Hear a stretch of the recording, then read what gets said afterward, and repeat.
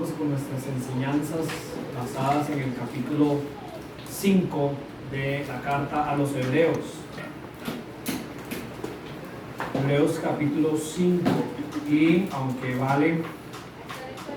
fue muy diligente en poner los versículos en la pizarra, yo quiero leer desde el versículo 1. Andrés hizo un gran trabajo la semana pasada, pero yo creo que es fundamental que todos tengamos claro el contexto de los versículos 11 al 14 para poder entender bien cuál es el corazón del autor al hacer una pausa en medio de esta carta. Una pausa que desde ahora les digo es para todos los que estamos aquí. No hay nadie que crea yo que debería sentirse excluido de la llamada de atención que tenemos frente a nosotros en Hebreos. Pero en Nueva Versión Internacional les voy a leer desde el versículo 1 con ese propósito.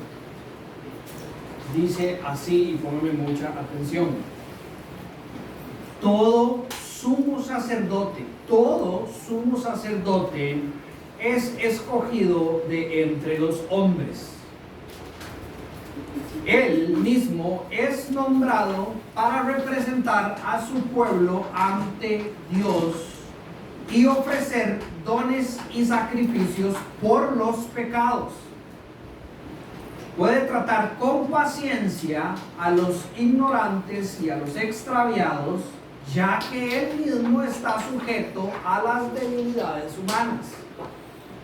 Por tal razón, se ve obligado a ofrecer sacrificios por sus propios pecados, como también por los del pueblo. Nadie ocupa ese cargo por iniciativa propia, más bien lo ocupa el que es llamado por Dios, como sucedió con Aarón. Tampoco Cristo se glorificó a sí mismo haciéndose sumo sacerdote, sino que Dios le dijo: tú eres mi hijo, hoy mismo te he engendrado. Y en otro pasaje dice: tú eres sacerdote para siempre, según el orden de Melquisedec. En los días de su vida mortal, Jesús ofreció oraciones y súplicas con fuerte clamor y lágrimas al que podía salvarlo de la muerte, y fue escuchado por su reverente sumisión. Aunque era hijo, mediante el sufrimiento aprendió a obedecer, y consumada su perfección, llegó a ser autor de salvación eterna para todos los que le obedecen, y Dios lo nombró sumo sacerdote según el orden de Melquisedec, que arranca el versículo 11. Sobre este tema tenemos mucho que decir, aunque es difícil explicarlo, porque a ustedes lo que les entra por un oído les sale por el otro. En realidad, a estas alturas ya deberían ser maestros, y sin embargo necesitan que alguien vuelva a enseñarles las verdades más elementales de la palabra de Dios. Dicho de otro modo, necesitan leche en vez de alimento sólido. El que solo se alimenta de leche es inexperto en el mensaje de justicia, es como un niño de pecho. En cambio, el alimento sólido es para el adulto, para los adultos, para los que tienen la capacidad de distinguir entre lo bueno y lo malo, pues han ejercitado su facultad de percepción espiritual. Bien, el versículo 11 no nos deja alejarnos del contexto inmediato y nos sirve para la introducción del resto de los versículos de hoy. ¿Sobre cuál es ese tema que está hablando el autor, que dice que tiene mucho que decir? La enseñanza de Andrés cubre todo esto con detalle, pero yo me voy a permitir resumirlo. Según lo que leímos arrancando el versículo 1 del capítulo 5, que para mí resume todas las enseñanzas que hemos estado viendo en la carta de Hebreos, dice que Jesús, plenamente Dios o 100% Dios, descrito según la introducción de esta carta como quien es heredero de todas las cosas, quien puede poseer todo si no es Dios, el creador del universo. ¿Quién puede tener tal poder para crear todas las cosas sin ser creado? Solo Dios. El Hijo es el resplandor de la gloria de Dios. ¿Quién puede reflejar todo lo que Dios ha decidido reflejar a la humanidad sino aquel que es plenamente Dios? Él es la fiel imagen de lo que Él es.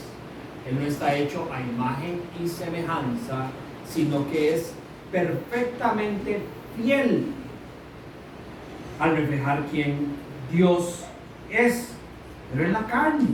Él es el que sostiene todas las cosas con su palabra poderosa, no solo algunas cosas, no solo las cosas que están dentro de la tierra, no los otros planetas y demás, todas las cosas que existen, Él las sostiene con su mano poderosa. Y de nuevo, ¿quién puede hacer esto sino Dios? Ese Dios se hizo 100% hombre, eso lo vemos también en el capítulo 5, para poder representar a los suyos. Dice que Dios, que es el que escoge los sacerdotes, nadie se escoge a sí mismo, lo escogió como el gran sumo sacerdote para dar su vida por los pecados del pueblo. Y por favor pongan atención para que ustedes vean en mis palabras la simplicidad del Evangelio de Jesucristo. Él se hizo carne, la segunda persona de la Trinidad encarnó en la persona de Jesucristo y se hizo 100% hombre, para así igual como todos los sacerdotes que provienen del orden de Aarón, pueda en su humanidad entender todas las debilidades humanas. Fue la prédica de Hebreos capítulo 4, entre el 14 y el 16. Podemos estar plenamente seguros de que tenemos un sumo sacerdote que padeció todas nuestras debilidades para poder presentarse ante el Señor y ser abogado por nosotros. Y dice que después de llevar a cabo la purificación de los pecados, se sentó a la derecha de la majestad en las alturas. El gran sumo sacerdote hizo lo necesario para el rescate de nuestras almas. Este que es 100% Dios y 100% hombre, hizo lo requerido por todos los sacerdotes antes que él: presentar sacrificio para el perdón de los pecados, porque todos aquellos que no han abrazado este sacrificio necesitan un sacrificio para poder limpiarse y ser aceptados en la presencia de Dios por toda la eternidad. Ahora, es necesario que Jesucristo o la iglesia siga sacrificando al Cordero todas las semanas para el perdón de los sacrificios, o una vez al año, como practican algunas religiones, como la religión católica apostólica de Roma, que es lo que simboliza en la misa por medio de la Eucaristía, donde llevan la carne y la sangre de Cristo una vez más a la cruz para limpiar los pecados del pueblo. No es necesario. ¿Por qué? Porque todo el sistema de sacrificios del Antiguo Testamento necesitaba repetición periódica, porque ni el sacerdote era perfecto para hacer el sacrificio requerido, ni los elementos que se presentaban a la hora del sacrificio eran perfectos. Siempre eran insuficientes. Pero vino el gran sumo sacerdote, que era perfecto, sin pecado, dice el versículo 14 al 16, y presentó un elemento perfecto en la mesa del sacrificio, en la cruz, su cuerpo, algo que tampoco tenía pecado. Y por ende, la obra perfecta de Jesús fue recibida por el Padre, demostrándolo en la resurrección, donde se elimina el poder de la muerte sobre él y sobre aquellos que creen en él, y lo resucita como ese amén, como esa aprobación de que su obra ha sido recibida con buen nombre para el Padre, para el juez. Ya no es necesario ningún otro sacrificio. El sacrificio de Jesús fue perfecto y suficiente. Este sumo sacerdote oró y suplicó por nuestras almas y fue escuchado por su perfecta sumisión y obediencia. Él es el que otorga la salvación, según el texto predicado por Andrés, eterno a los que creen en él. Él es el gran sumo sacerdote según el orden de Melquisedec. Andrés muy sabiamente no entró en profundidad sobre quién es específicamente Melquisedec, ya que entraremos en ese tema en el capítulo 7. Pero si hay algo que tenemos que tener claro, que va de la mano a toda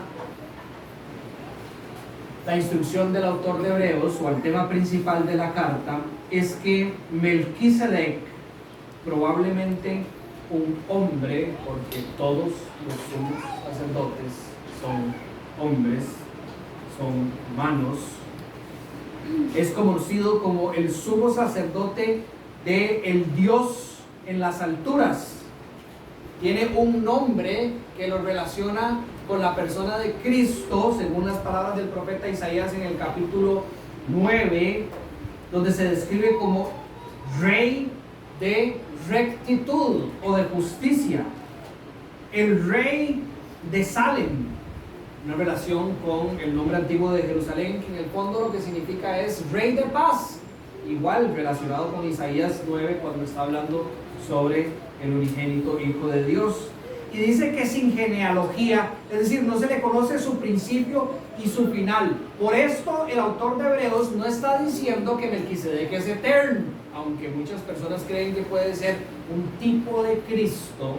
Lo que sí estamos seguros es que lo que estaba haciendo Melquisedec era apuntando a este gran sacerdote, era un símbolo de aquel que iba a venir, que verdaderamente no tiene principio ni final, porque solo aquel que es 100% hombre para cumplir el rol de sumo sacerdote, pero también 100% Dios, no tiene ese principio y final, tiene esa característica eterna que solo Dios puede poseer. Aparece y desaparece, y de él estudiaremos más en el capítulo 7, pero por ahora nos tiene que quedar de lo que predicó Andrés, de lo que la carta ha venido enseñando, que Cristo es mayor y mejor que todas las cosas y que todos. Y con eso en nuestro corazón es que entramos en el versículo 11. De este tema, de todo lo que hemos venido explicando hoy, tenemos mucho que decir. Claro que hay mucho que decir y es muy importante seguir profundizando en estas verdades que ya han venido siendo predicadas desde el capítulo 1 hasta el capítulo 5. Pero el autor hace un alto. El autor mete el freno de mano y llama a la iglesia a revisar su corazón, a ver si esto que él mismo describe como los esenciales de la fe cristiana son verdades que usted abraza profundamente en su corazón. El autor señala, y este es el primer punto de hoy, que hay un problema que la iglesia tiene que revisar. Hay un problema que la iglesia tiene que revisar. Y ustedes saben que esto todos lo deberían saber, pero igual lo digo porque es importante recordarlo. la trascendencia de la verdad de Dios hace que lo que el autor le dice a la iglesia de los hebreos sea importante, relevante y advertencia para nosotros también. Sobre este tema tenemos mucho que decir, dice, aunque es difícil explicarlo, porque a ustedes lo que les entra por un oído les sale por el otro. Decía ayer a una amiga que me parece demasiado interesante que la nueva versión hable de esa manera. Yo pensé que eso era como un costarriqueñismo, pero no, parece que es de la lengua española. Todo el mundo lo dice igual. Es difícil continuar en estos temas, profundizar en más en estas verdades que les estoy exponiendo, dice el autor. ¿Por qué? Por lo que yo veo en sus vidas, por la manera en que se están comportando, por la manera en que reaccionan ante las eventualidades de la vida, pareciera que lo que les entra por un oído les sale por el otro. La Nueva Biblia de las Américas dice, puesto que ustedes se han hecho tardos para oír. Hay miembros en la iglesia que no están escuchando de manera correcta y no sería sano que continúen profundizando sin revisar sus corazones. Ahora, ¿qué es escuchar de manera correcta? No puede ser lo que Dani piensa, lo que piensa Johan, lo que piensa Tanayo. Tiene que ser lo que piensa Dios. ¿De qué manera podemos más o menos entender nosotros cómo Dios define? Hay tantos pasajes, pero Dios puso unos en mi corazón. Lo que es escuchar correctamente. ¿Cómo se ve esto en la vida de un cristiano? En Deuteronomio 6 hay una sección de lo que se conoce como la Shema, que son unos textos que Dios mandó al pueblo de Israel a orar constantemente. El resto de la Shema se encuentra en Deuteronomio 11 y en Números capítulo 15, pero esta es la sección más conocida, ustedes probablemente la han escuchado. Y dice así: ama al Señor tu Dios con todo tu corazón y con toda tu alma y con todas tus fuerzas. Ese es el gran mandamiento, uno de los dos mandamientos que Jesús resume cuando le preguntan de qué manera él podría explicar todo el consejo de Dios. Es el primer mandamiento que él da, y todo cristiano verdadero debería de no solo buscar obedecer el mandato, sino que tener ansias en su corazón de vivirlo. Amar al Señor con todo, básicamente lo que dice, con todo lo que tenemos. Para esto, Moisés en la Shema escribe en el versículo 6: grábate en el corazón estas palabras que yo hoy te mando. Es decir, lo que Moisés ha enseñado, grábenselo en el corazón, tiene que estar ahí en su corazón grabado. Y uno piensa en grabar, y yo me imagino como cuando ustedes son más jóvenes que yo, pero uno antes llamaba y hablaba de uno y decía, me puede ponerte una canción, pero me la puede poner para grabar, y uno estaba así listo para estipar un botón y grabar la canción, ¿verdad? Moisés está hablando de grabar en piedra, de esculpirlo, de ponerlo. No tenía ni grabadora ni lapicera, ¿verdad? Es decir, era un trabajo que dedicaba acción, ¿verdad? Para dejar esto impreso en el corazón. Y esto dice, incúlquelas. Tiene que ver con enseñar continuamente a sus hijos. Hable de ellas cuando estés en tu casa y cuando vayas por el camino. Tiene que ver con escuchar. Cuando te acuestes y cuando te levantes, en todo momento esté proclamando, escuchando las verdades de Dios. Átelas en sus manos como un signo, llévelas en tu frente como una marca, escríbalas en los postes de su casa y en los portones de tus ciudades. Parece que Moisés está diciéndole al pueblo de Israel que la manera en que nosotros podemos amar al Señor con nuestro corazón es escuchando de manera correcta, y escuchar de manera correcta es hacer todo lo que esté a su alcance para traer las verdades de Dios a su corazón. y que como consecuencia eso se reproduzca en acciones en su vida, cómo enseñar, cómo estarlas proclamando, cómo ser intencional y ponerlas por todo lado. Es importante escuchar de manera correcta, porque esto es un problema serio. No escuchar como Dios nos llama a escuchar produce, según el texto de hoy, inmadurez espiritual. No estar en un proceso creciente de madurez espiritual es algo malo, es un problema.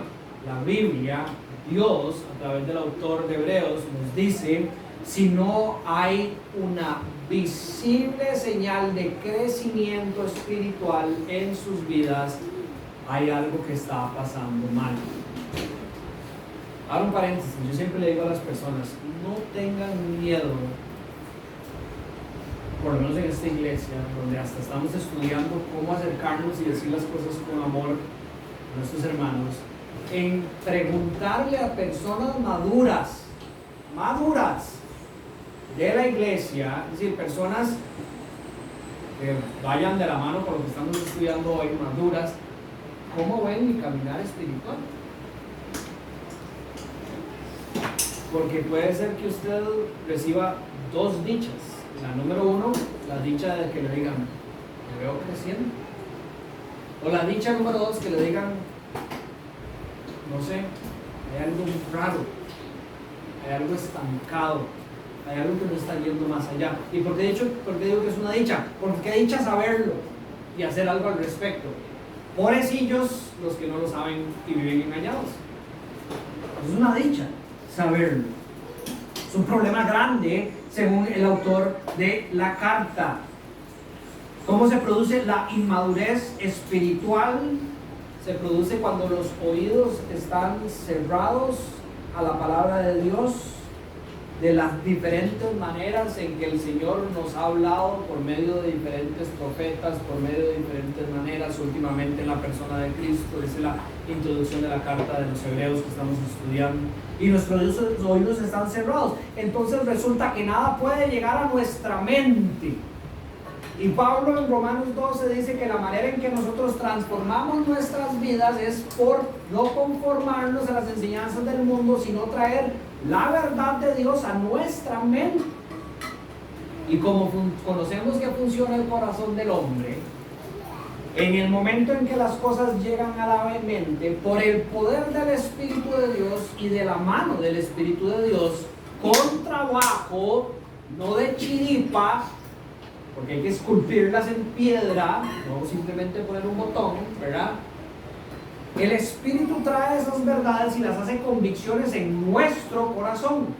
Y en el momento en que eso sucede en nuestro corazón, nuestras afecciones, nuestros sentimientos cambian y nuestras acciones van a cambiar.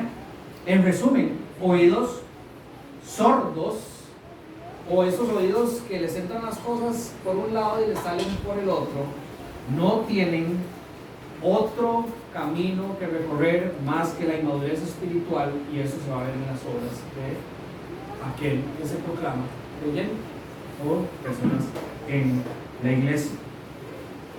Contraste: la madurez espiritual es escuchar, y no es solo creer en lo que uno escucha, sino darse la tarea de querer entender más sobre las verdades que está escuchando, las verdades que están enfrente de ustedes.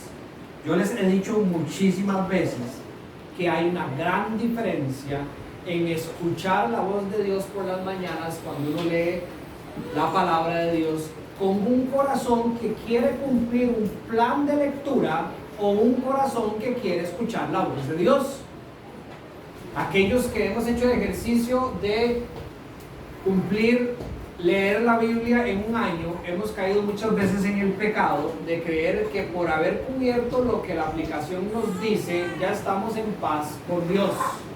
Y puede ser que hayamos leído un capítulo o capítulo y medio y nuestros oídos estaban tapados a la verdad de Dios. Uno tiene que asegurarse que los oídos están abiertos a la verdad de Dios. Y cuando eso sucede, Muchas veces lo que pasa es que cuando usted va por el versículo 3 del capítulo y medio que le toca para ese día, usted ya no puede seguir. Porque Dios no lo deja seguir. Porque hay una palabra que usted no está seguro qué es lo que Dios le quiere decir. Por eso, hay tanta verdad en lo que usted está leyendo que usted no sabe ya ni para dónde agarrar. Usted dice, de ahí, voy a buscarles un ejemplo mientras les hablo, pasar el resto de mi vida masticando estas verdades y probablemente no me alcanzaría el tiempo para comprenderlas perfectamente.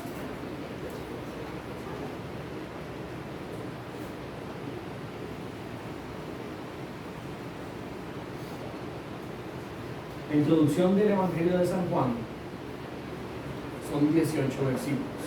18 versículos. Todas las personas alientan a algunas personas que quieren llevarle las buenas nuevas de quién es Jesús a no creyentes a que lean el Evangelio de Juan juntos. El Evangelio de Juan es un evangelio donde el propósito del autor es presentar a Cristo como Dios. El Evangelio, de nuevo, tiene su introducción entre el versículo 1 y 18, y yo tengo un amigo mío que se llama Jim Wilson. Jim Wilson hizo su tesis de doctorado solo entre el versículo 1 y 18. Y cuando usted se presenta con los oídos abiertos a la introducción de San Juan, usted le va a pasar esto. En el principio ya existía el verbo.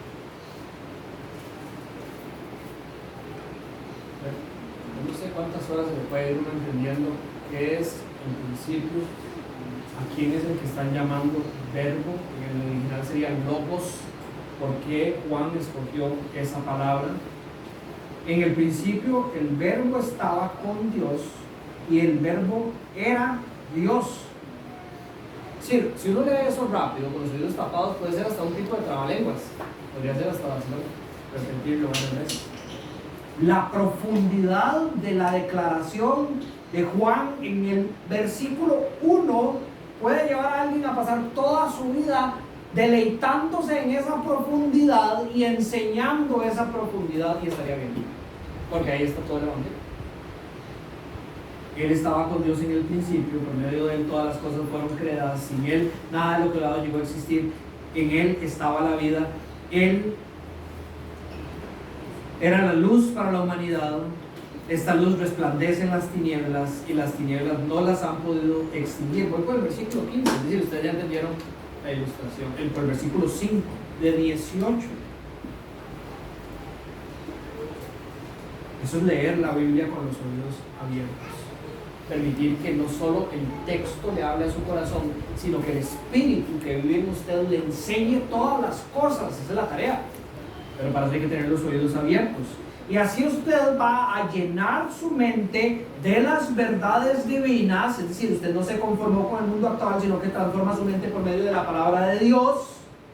Esto va a cambiar sus afecciones, la manera en que usted siente y la manera en que usted vive las cosas.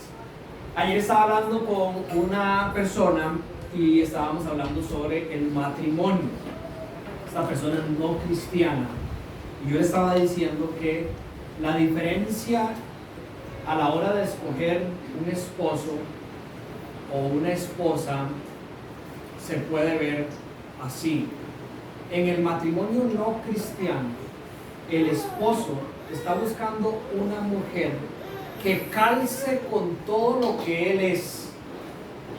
Una mujer que llene las expectativas que él tiene y que le sirva para llegar a donde él quiere llegar. Por esa razón es que en ese modelo de consumismo donde yo escojo qué comprarme, cuando la mujer no cumple los propósitos que yo tenía en mente, entonces mejor la cambio, ¿verdad?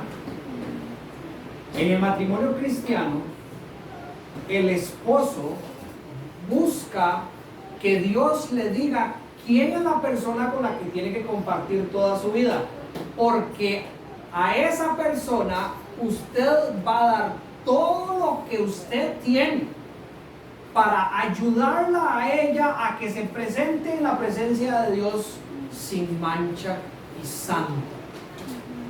Usted busca la voz de Dios porque todo lo que el Señor le ha dado, usted lo va a poner al servicio sacrificial de esa otra persona. ¿Cómo es posible que algo que se resume en la misma palabra, el matrimonio en este país, se vea tan diferente si es cristiano o si no es cristiano? ¿Cuál es la gran diferencia? La verdad que hay en el corazón. En el matrimonio cristiano no hay verdad de Dios, no cristiano, no hay verdad de Dios. En el matrimonio cristiano hay verdad de Dios, y entonces eso cambia la manera en que yo siento hacia la mujer y vivo una vida completamente diferente a la del mundo, porque hay una verdad diferente. Así funciona el corazón, y por eso es que es tan importante que nuestros oídos estén abiertos a las verdades del cristianismo. El medio hermano de Jesucristo, el líder de la iglesia de Jerusalén, Santiago, en su carta del Nuevo Testamento lo pone de esta manera: todos deben estar listos para escuchar y ser lentos para hablar y para enojarse. Yo sé que este versículo calza con temas de resolución de conflictos y cómo tenemos que llevarnos con las demás personas. Pero cuando Santiago está hablando de estar listos para escuchar, yo siempre he creído que su énfasis es estar listos en escuchar no lo que la otra persona tiene que decir, sino lo que Dios tiene que decir con respecto a la situación. Creo que el contexto lo aclara. Pues la ira humana no produce la vida justa que Dios quiere. Es decir, si uno no escucha la voz de Dios, va a reaccionar en la carne, va a haber ira y va a ser un mal comportamiento en la situación en la que usted esté. Por esto, dice, despójense de toda inmundicia, saquen cualquier cochinada que hay en su mente y en su corazón y de la maldad que tanto abunda, para que puedan recibir humildemente la palabra que ha sido sembrada en ustedes. Es decir, el sembrador está esparciendo la semilla, y la manera en que ustedes van a poder abrir esos oídos es reconociendo que ustedes están llenos de ese montón de cochinadas, siendo humildes y que necesitan escuchar de esa verdad para así poder comportarse de la manera adecuada. Reciban la semilla que les está siendo tirada, la cual tiene el poder para salvarles la vida. Si usted está en cualquier situación y no quiere escuchar la verdad de Dios, se está arriesgando, en las palabras de Santiago, a perder su vida. Son palabras que salvan ante cualquier situación. No se contenten, dice Santiago, solo con escuchar la palabra. Es decir, de nuevo, hay que ir más allá de simplemente estar escuchando algo. Esos son los oídos que les entran las cosas por un lado y les salen por el otro. Pues así se engañan a ustedes mismos. Dicen, llévenla a la práctica. Esa es la prueba de que usted verdaderamente está escuchando, si usted está practicando lo que entra por un oído. El que escucha la palabra, oigan lo que dice, el que escucha la palabra pero no la pone en práctica, es como el que se mira el rostro en un espejo y después de mirarse se va y se olvida enseguida de cómo es. El que escucha la palabra es como el que se para en un espejo. ¿Ustedes ha pasado, verdad, que uno llega y se para? Ayer le decía a mi esposa, le decía,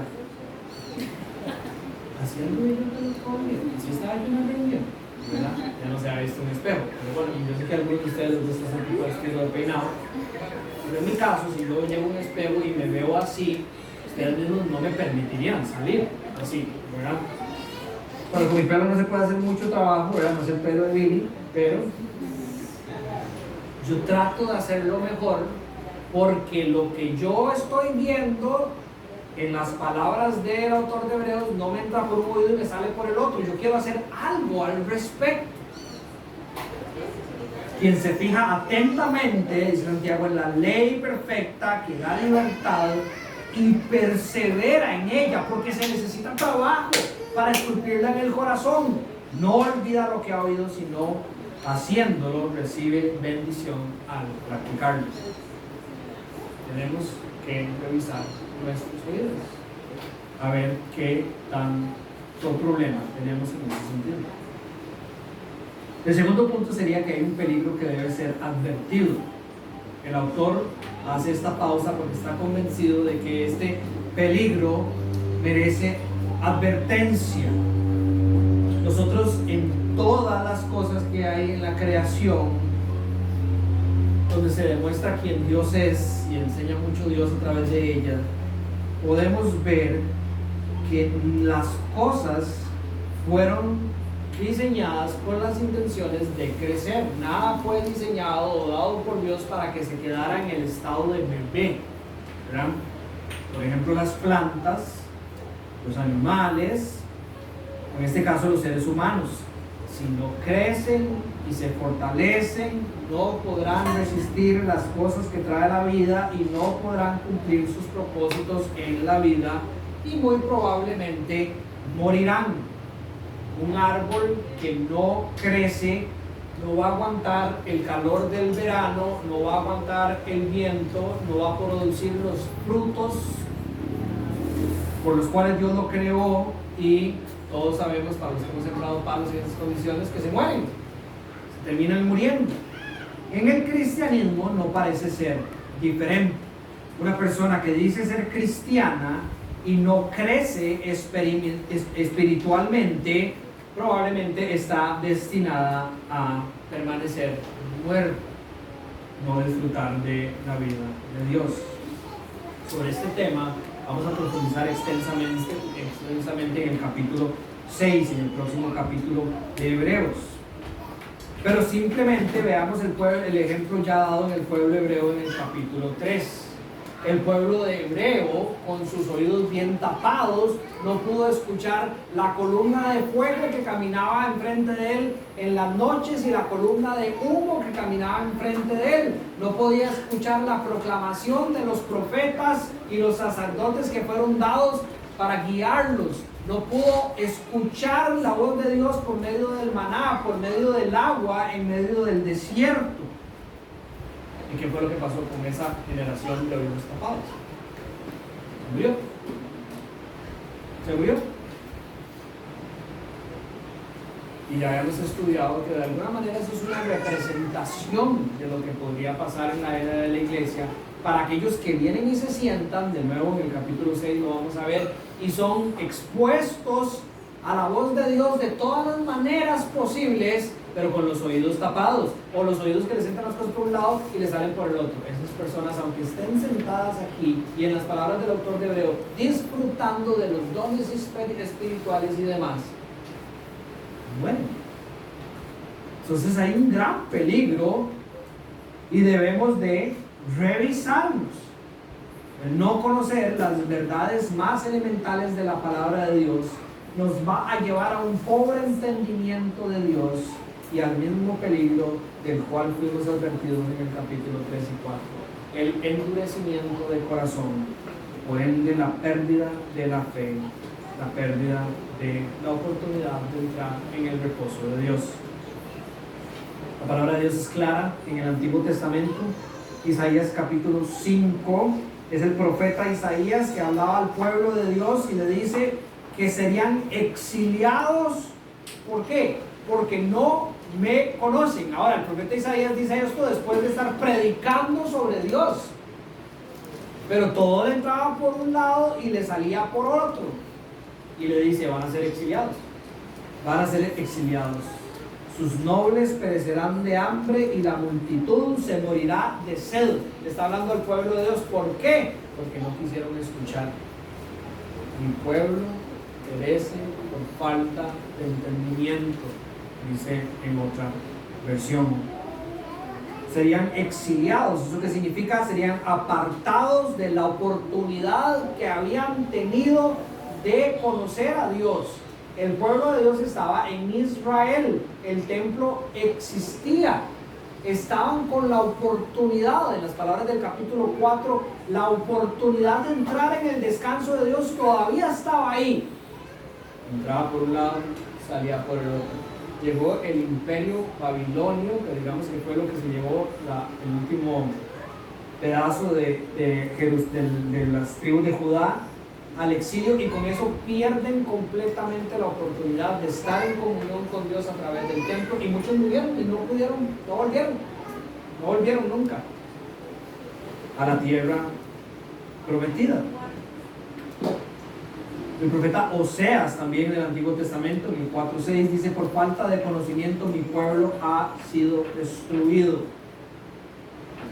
Puesto que rechazaste el conocimiento, yo también te rechazo como mi representante, como mi pueblo. Ya que te olvidaste de la ley de tu Dios, yo también me olvidaré de tus hijos. ¡Wow! Es el mismo Dios. No es que el Dios de ahora es más condescendiente que en el Antiguo Testamento, es exactamente el mismo Dios. El Santiago y Hebreos está diciendo exactamente lo mismo. Si ustedes no abren el entendimiento a las verdades más elementales de la palabra de Dios, podrían estar en el peligro de morir. El tercer punto, después de señalar el problema y de dar la advertencia de las consecuencias de no hacer nada al respecto, es que se esperan realidades espirituales de los cristianos, de aquellos que abren sus oídos. La primera realidad espiritual que se espera es poder enseñar de lo que has aprendido.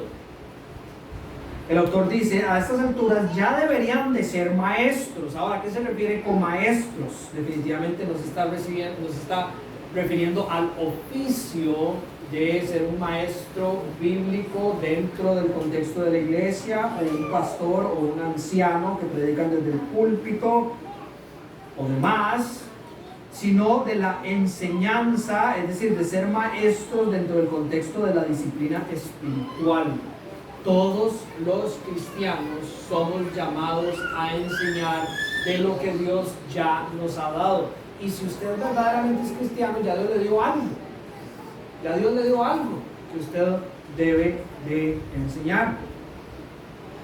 Jesús en Mateo 28 dice: se me ha dado toda autoridad en el cielo y en la tierra. Por tanto, vayan y hagan discípulos de todas las naciones, enseñándoles a obedecer todo lo que les he mandado a ustedes. Es interesante, ¿verdad? Porque todos podríamos decir, aquellos que son cristianos, decimos que Jesucristo es el Señor. Y cuando uno define cuál es el contenido de la palabra Señor, significa que Él tiene toda autoridad sobre nuestra vida. Si eso es verdad, entonces usted tiene que entender que usted está llamado a ser maestro. Porque por la autoridad del Señor es que Él comisiona a su iglesia a ir y enseñar todo lo que les he mandado. Todo lo que les he mandado podría malinterpretarse en creer que usted tiene que ir al seminario y conocer la Biblia de tapa a tapa para de repente entonces ahora sí poder enseñar. No, siempre queremos conocer más, pero entiéndalo de esta manera: todo lo que el Señor ya le ha mandado a usted. ¿Qué ha puesto Dios en sus manos para que usted sea diligente? Y sea lo que sea que usted ha entendido como cristiano, que como mínimo tiene que ser el Evangelio, las verdades elementales de la fe, en las palabras de Hebreo, usted debería de compartirlas. Si usted no puede compartir el Evangelio, no de manera complicada, de manera simple, las verdades elementales que hemos repetidamente practicado desde que abrimos la iglesia, usted tiene que revisarse. Porque puede ser que sus oídos se han entrado las cosas por un lado y les han salido por el otro. Yo creo que yo hago muchas cosas mal y muchas veces mi corazón viene aquí al púlpito y no está en el lugar más adecuado. Pero si hay algo que yo como humildad he revisado en mi corazón y he buscado asegurarme, es que todos los domingos aquí se predique el Evangelio. Me podrían decir que se salió un toque del texto y tal vez no quedó tan claro eso, pero el Evangelio es predicado.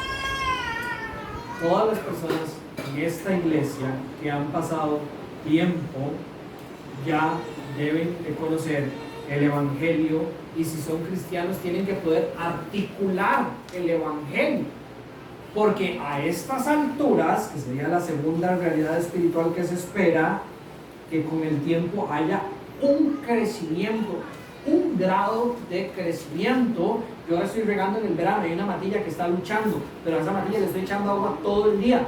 Yo todos los días estoy esperando que crezca un poco. Pues es como el trapo, ¿verdad? Yo le echo agua, usted crece, ¿verdad? Si no crece, hay algo que está mal con la mata y voy a revisarla hasta decir, ya se murió, ¿verdad? Pero así funciona. A estas alturas, dice el autor, ustedes ya deberían de conocer las verdades más elementales para poderlas enseñar.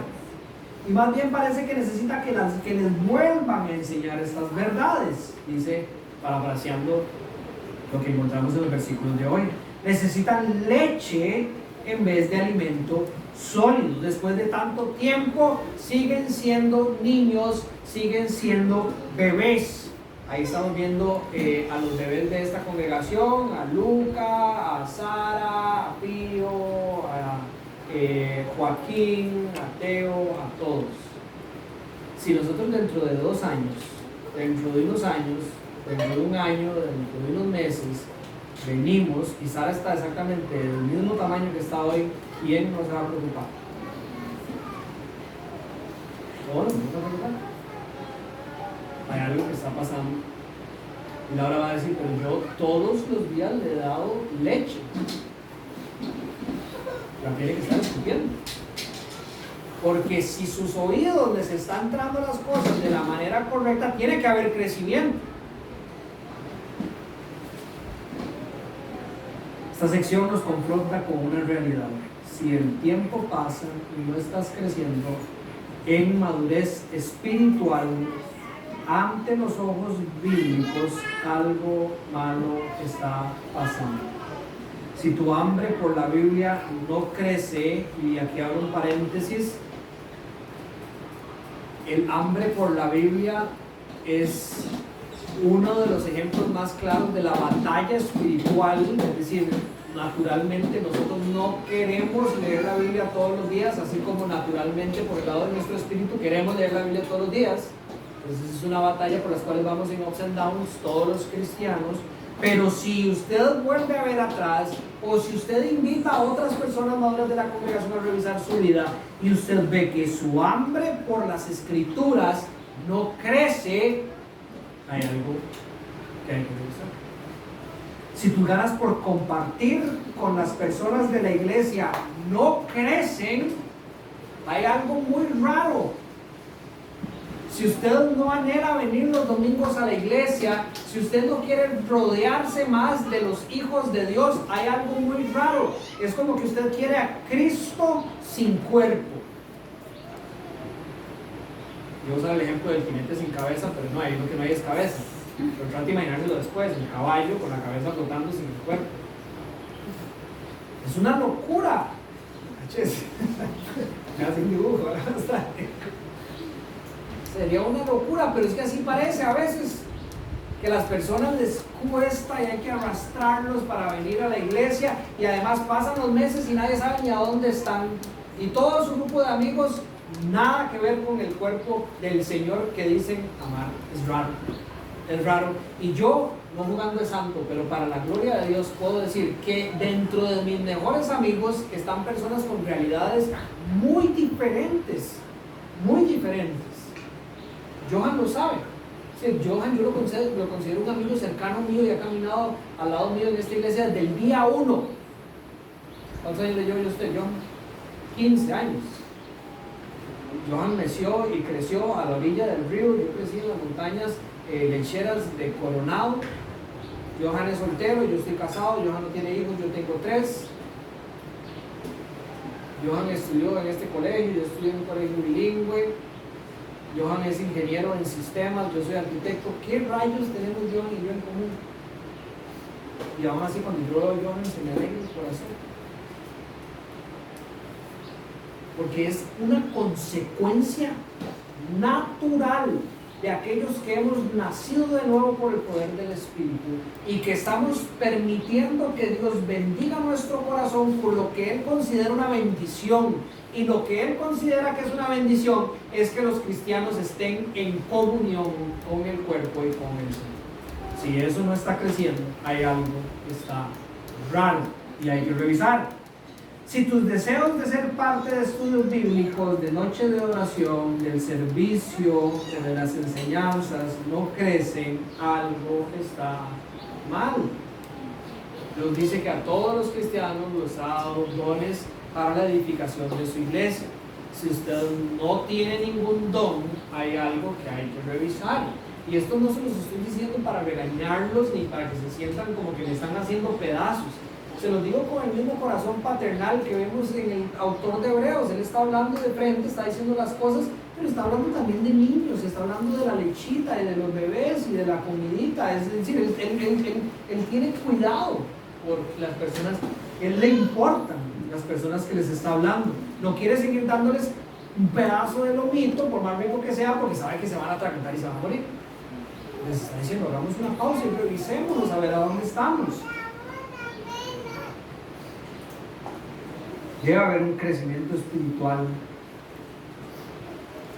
Y además este crecimiento espiritual tiene que ser ordenado. Eso es parte de esta segunda realidad donde se espera un crecimiento espiritual. Usted tiene que ser sensible y revisar a ver si usted está creciendo de manera ordenada. Crecer de manera desordenada trae consecuencias dañinas para su fe. Hay que correr bien la carrera, no hay que correr la carrera rápido para tratar de llegar. Hay que tomarse la lechita despacio, ¿verdad? No hay que atragantarse con los pedazos de carne. Es difícil para mí, hablo de mi experiencia como pastor, y a veces es muy triste también, cuando a mí a veces se me acercan personas que les encanta hablar sobre los temas complicados de la Biblia, pero que uno rápidamente se puede dar cuenta que ni siquiera entiende las verdades más elementales de la palabra de Dios. Ejemplos que me han pasado: hay personas que tratan sobre todas las cosas entrar en conversaciones para poder entender y debatir y discutir sobre el libro de Enoc o sobre el evangelio de Tomás, y nunca se han leído los evangelios que sí están en. Hay personas que se hunden en adivinar las señales del libro de Daniel, qué significa el capítulo 7, las 49 semanas, y ni siquiera puede ver uno en ellos que su vida demuestre que tienen un anhelo por Cristo. Hay personas que pierden horas de horas en internet tratando de buscar señales por todo el mundo que los ayuden a proclamar primero que los demás cuál es la verdadera marca de la bestia.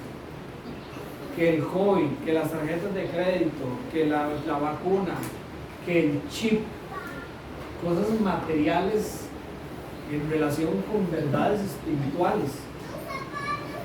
Y pierden horas de horas de horas de horas y ni siquiera entienden que Dios lo que está hablando es Él, de su espíritu, de la batalla, y no de una cosita creada por el hombre que le van a poner usted en el brazo y que eso lo va a condenar más allá del poder de Dios sobre su espíritu.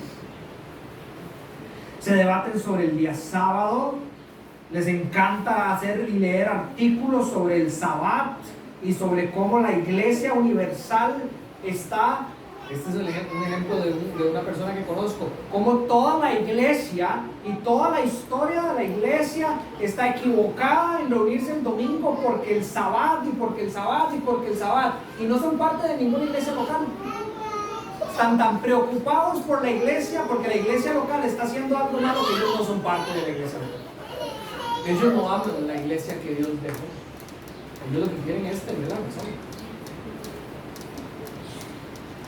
Viven regañando a la iglesia porque no practican el amor de Dios como ellos quieren, no como Dios quiere, y no les interesa saber nada sobre los otros atributos de Dios, sobre su eternidad, sobre su encarnación, sobre su ira, sobre la elección, sobre la justicia, sobre la misericordia, la gracia, la fidelidad, la veracidad, la inerrancia, la necesidad, la suficiencia de las Escrituras.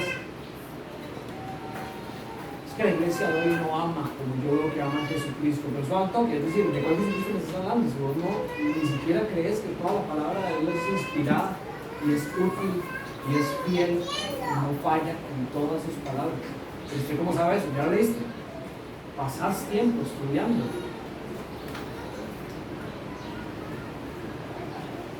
Tenemos que revisar a dónde estamos.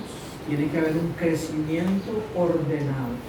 El conocer las verdades elementales de la palabra de Dios, el abrazar las verdades elementales de la palabra de Dios, nos va a llevar a querer de nuevo después estudiar el libro de Daniel, entender bien el sábado, hablar sobre el amor de Dios y cómo la iglesia lo está llevando al mundo y todas esas cosas desde un lugar sano, porque si no es requete peligroso y usted le está poniendo una casa de árbol a un árbol que usted sembró la semana pasada. ¿Qué le va a pasar a ese árbol?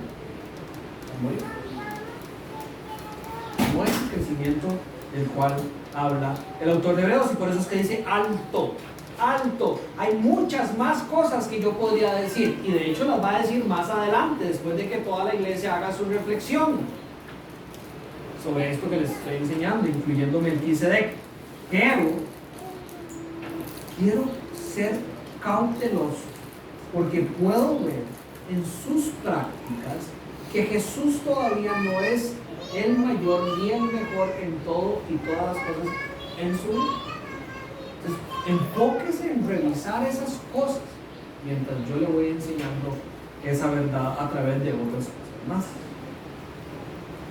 La tercera realidad espiritual que se espera es que el cristiano crezca en su discernimiento espiritual, es decir, no solo ese crecimiento se ve en tiempo, perseverancias, de parte de diferentes cosas, sino que la manera en que él toma decisiones para su vida muestran que él anhela ese crecimiento que Dios le está llamando a tener.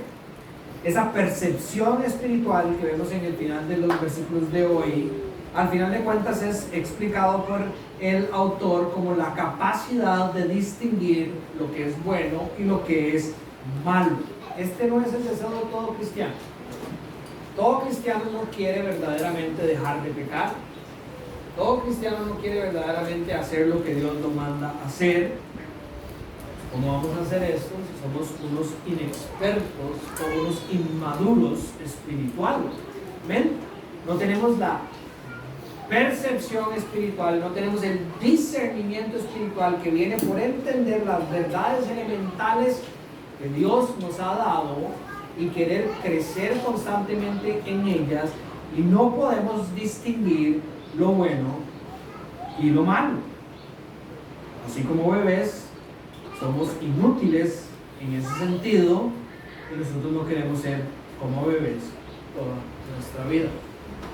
No hay cristiano, no hay Peter Pan cristiano. No me entendieron eso, seguro que tienen carajillos. Peter Pan siempre quiere ser niño, y él le dice a los otros niños que no se vayan de la tierra nunca jamás, porque si salen de la tierra nunca jamás van a crecer, y si crecen nunca van a poder volver. Los cristianos no queremos ser como Peter Pan. Los cristianos queremos crecer. Ese es el anhelo de nuestro corazón. No queremos quedarnos como niños. La leche es rica, pero usted quiere la carne, ¿verdad? Cuando usted ve a su hija tomando leche, uno dice, la leche, qué buena, buenísimo, excelente, pero pobrecilla, se está perdiendo del bistec encebollado que venden ahí en la soda, delicioso, ¿verdad? Solo barato, todo lo que está comiendo. Queremos crecer y queremos deleitarnos de esas delicias que Dios tiene para nosotros. Queremos pasar de algo que simplemente es tragar a algo que involucra masticar. Ustedes han escuchado, si tienen más de 40 años como yo, han escuchado ya de los nutricionistas y los doctores: no coman mucha carne roja porque dura demasiado trabajo para el estómago en digerir, ¿verdad? Hay que masticar más, hay que trabajar más para obtener las cosas más ricas de eso que tiene tanto nutriente y tanta vara. Podemos quedarnos simplemente con la leche.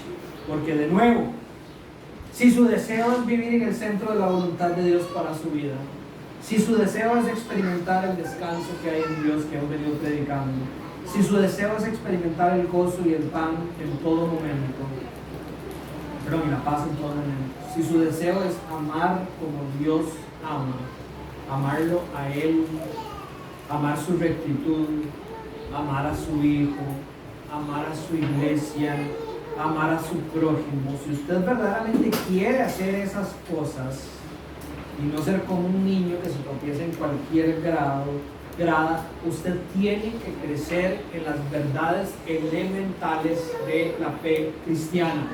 Y déjeme decirle una cosa de una vez, solo no puede. Solo no puede.